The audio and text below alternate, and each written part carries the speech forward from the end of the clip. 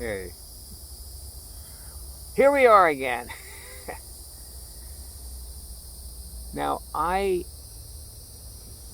this morning, the question popped into my mind. Well, where is God in all this? And there was something very specific that led me to ask that question. You know, about 10 years ago, I made a movie with a friend about curing her herpes. And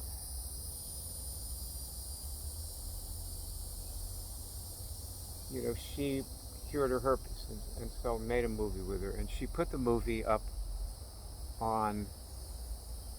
I put the movie up on YouTube, and several years after I put it up, like 2 or 3 years later, a friend of hers stumbled on the movie and watched it, and who knew her and her boyfriend, and the woman called her boyfriend, and she said, "Oh my God, your girlfriend has herpes. You poor man. how can you stay with her? You know what kind of sick illicit sex trips are you people into?" Or some such thing. I don't know. I wasn't privy to the conversation, but anyway. Uh,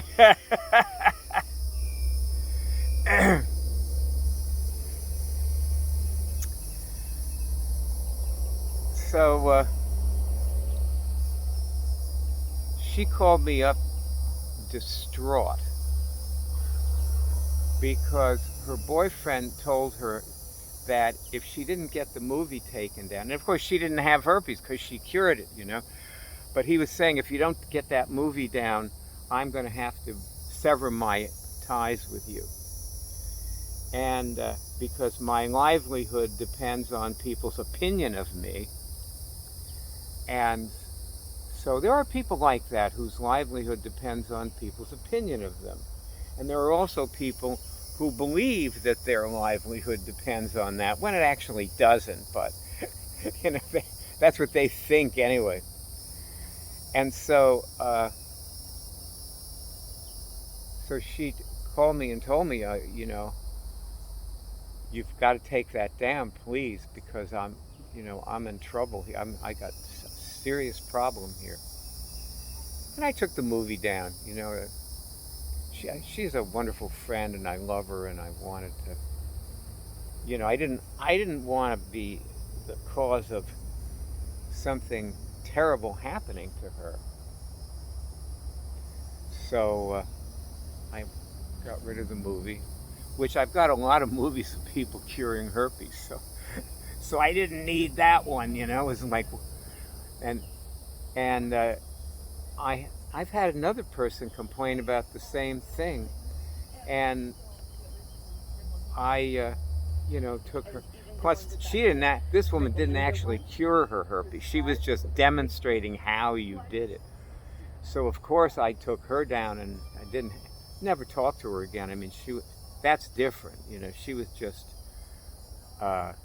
somebody trying to learn, and who cares, right?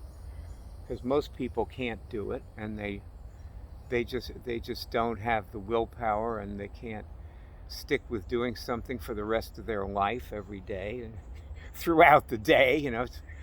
It's unusual for somebody to have that ability to be able to do something consistently. I'm a stock trader, and that's what I have to do. I have to do the same thing consistently every day, all day. That's the job, and throughout my life, and it's I'm able to do that. And I think, a friend of mine a long time ago, she asked me if Immunix has anything to do with success in trading, and at the time I said not really, because I think that you just have to understand the market. And back then that was probably the truth. I probably needed to understand the market really well. That was my issue at that point. But later, when I did understand the market, then the issue was, yes, using my inner vision to make sure there's no emotion or personality problem interfering with my success. And so that's been the challenge of the last couple of years. And I've just made a whole bunch of rules and written a lot of things about like how to do the successful behaviors and so on, so I could keep myself on track. That's my way of doing things, understanding things, is to write about them. But I think I'm far afield of, my friend, who is a very close friend.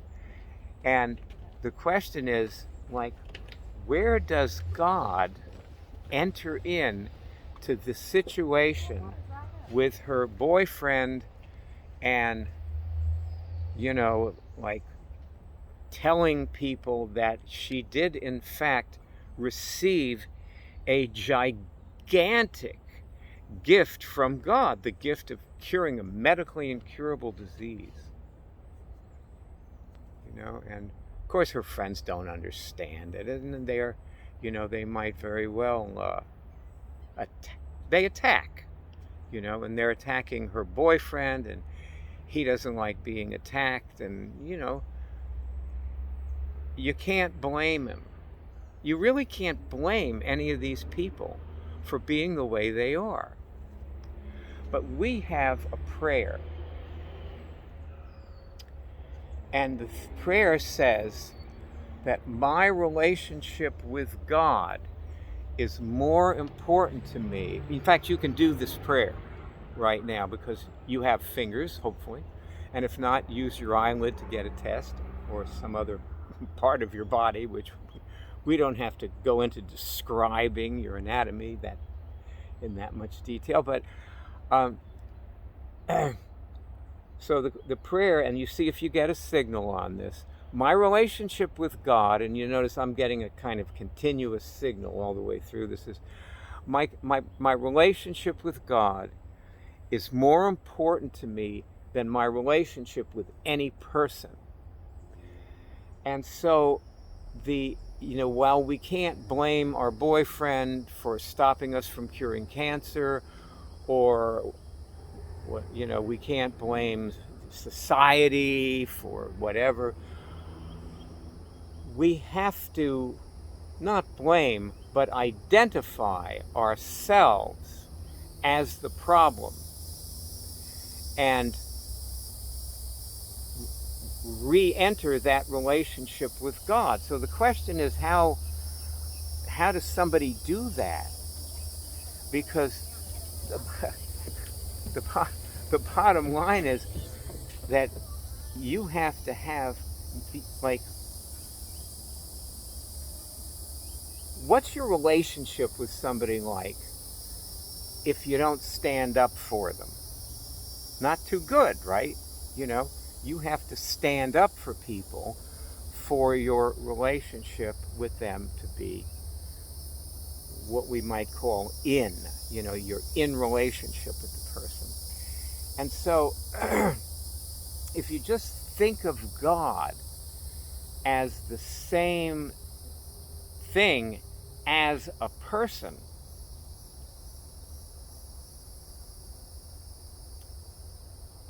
you got to stand up for God. If you want to stay in relationship with God. So if God gives you something, you have to be unaffected by people who attack you for getting that gift, whoever they are, and however important they are to you. Now, in this situation, I have to give myself a little credit, because my friend didn't attack me. She just felt bad, and she asked me to help her, and she didn't know what to do, and I didn't know what to do. But I'll say one thing, that I'm glad I took that movie down, because I do not want to force anybody to do anything, including keep their relationship with God up. And sometimes if I even talk about that, if I say, look, if you do this, you're out of relationship with God, it can just end up being a form of emotional blackmail. You know, because that's what happens. They have an emotional reaction, and then they blame me for their emotion. So they are being blackmailed. I mean, they're choosing that reality, but it's real. When, the reality that you choose is real. That's the problem with reality. It's very malleable. It's like silly putty. You can just move it around and do things with it. I just think about reality and go, oh God, it's disgusting. See, also, many people have told me that I am just simply, too much of a monomaniac, and I'm always demanding more from them, and what they do is never good enough, and on like that, and they can't live their lives. And I don't really feel like putting out the effort to make them continue saying that. It's okay with me if they just don't think that about me anymore. I'm as much of a monomaniac as I ever was. Yeah, but I don't have to wear it as a badge or try to do anything with it. What I have to do, see, what I've come to the conclusion about success, that a very good way to succeed is to just figure out a better way of doing things. And maybe if Steve Jobs had known that, he'd still be alive. Because he just, had legendary screaming matches with his staff. One of my favorite business book authors is Jim Collins. He is brilliant. And also he does good research. And he organizes it well and presents it in a way that's easy to understand. So there's lots of good reasons to like Jim Collins, And something that he said that stuck with me. In fact, I actually turned this part of the audiobook into an alarm on my phone. No, it's not an alarm, it's a ringer. I made a ringer out of it. It's where he's talking about Bill Gates and Steve Jobs, and he was saying, these people are crazy. They're monomaniacs. Why would anybody want to work with somebody like that? And the truth of my life is, a lot of people don't want to work with me. No matter what the miracle that they can produce for themselves. And a lot of them think they can just keep producing the miracle and dump me. It's okay. They don't need me. They can do it without me. And, I don't know whether they can or not, because I don't talk to them anymore. They're not around. And so they haven't called me 5 years later and said, you see, I told you I didn't need you, and I didn't. I've done everything that I wanted to do. So I bet somebody's going to call me and say that. But it hasn't happened so far. So I don't know, And I used to feel really bad when people dumped me for them, because I felt like they were dumping God. But I don't feel that anymore. I don't feel bad for people who dump me. They are simply, it's like I didn't feel bad about them before they found me, because I never heard of them. So why would I feel bad about them now? What's the difference?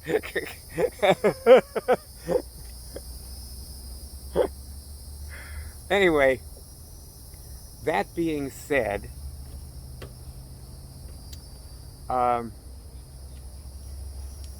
basic message of this is that if you're going to be in relationship with God, God's got to be your number one priority. Okay. And if you don't stand up for God, and well, there is something else I probably should mention. See, everybody's a little piece of God. And everybody, like, we are all unlimited beings. We are limitless, all-knowing, all-powerful.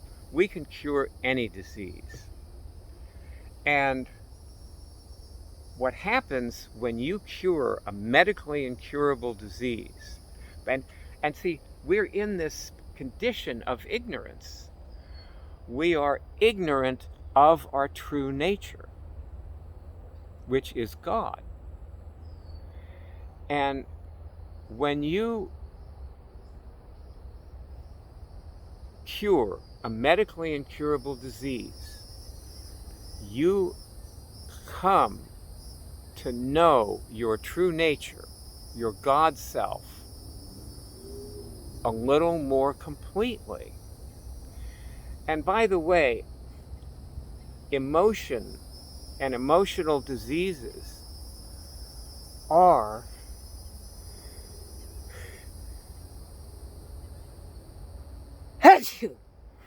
you don't have to say Gesundheit, I'm a movie. Are medically incurable. They're treatable. They have drugs for them, but you can't cure them by talking to a shrink. I was one, and I could tell you can't cure them by primaling or, whatever.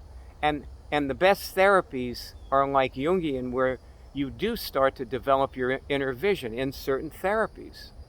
And also, there are just a lot of good therapists out there who may not even realize it, but they're helping people develop an inner vision, their inner vision.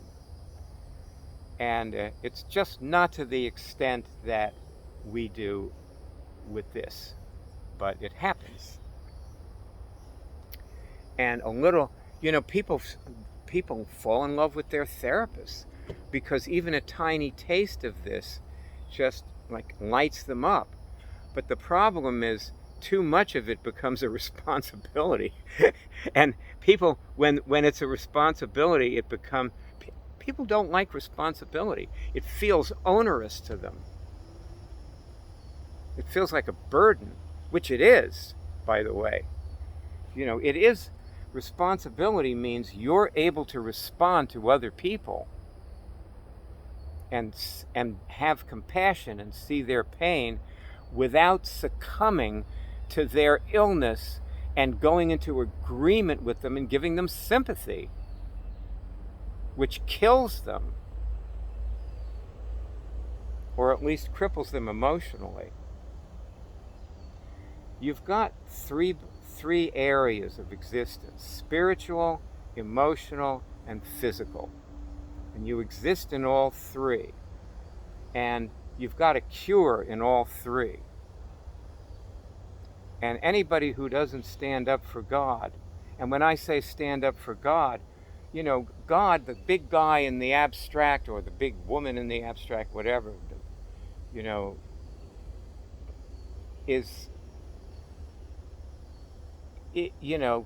does God care whether you stand up? Only when you do. If you don't, God doesn't care. It's okay.